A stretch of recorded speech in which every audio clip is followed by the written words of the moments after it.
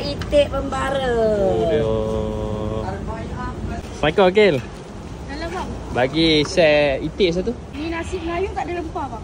Okey. Ni nasi Melayu tapi dia ada rempah.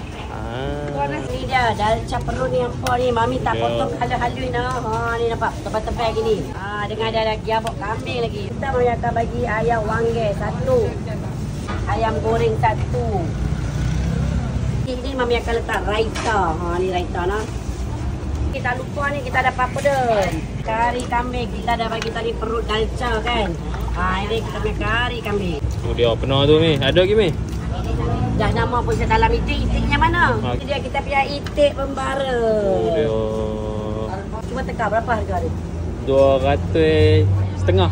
200 setengah silap. Baru 99 saja. Yang paling best kat kedai kami tu ayam balang free flow.